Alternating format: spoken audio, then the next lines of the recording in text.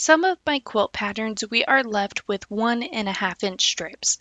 Sure, you could just sew everything together in a strip set and create any block from it, but let's get a little creative with a design. You can also use leftover binding. Some quilts you might only have like 8 inches left of binding, so that you can also throw it in the pot as well. To begin, all you need to do is cut out 1.5-inch by 4.5-inch strips. I mostly use single print strips, but you can also use pieced ones or pieced ones together to get that scrappier look and even have less waste. I have a few that are already pieced together, which I will cut out as well. And lastly, you will need background 1.5-inch squares. Then with your background 1.5-inch squares, draw a line from corner to corner with a fabric marking tool. Place a square on the right sides together, with the line starting from the top right corner to the bottom left corner. Then you'll place a second square on the opposite side with the line going the opposite direction. That would be the top left corner to the bottom right corner.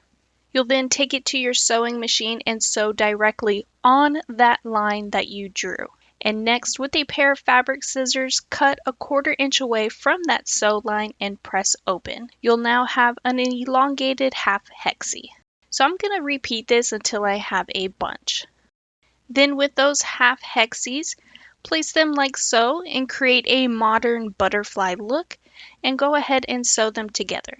Now I'll be making a couple butterflies to give you some amazing layout ideas.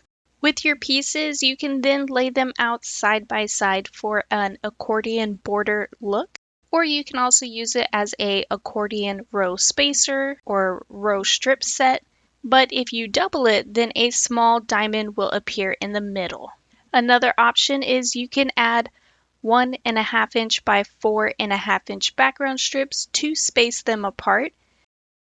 And this is great if you only have a few scraps but maybe want to yield a larger quilt. If you want a skinnier border or a skinnier row set, you can also lay them out side by side on the 1.5-inch side, and you'll also be creating those diamonds as well. If you like this design and you want a larger border, you can also add sashing or a border around it to separate it all. I am showing 1.5-inch strips just for this idea, but of course you can go bigger. Either way, this is a perfect way to think out of the box. A few of my layer cake patterns sadly do have that 1.5-inch strips for their waist. So if you were to take all of those 1.5-inch strips, you could easily make a table runner from the throw size quilt patterns. The baby side, you could make a pillowcase with your scraps.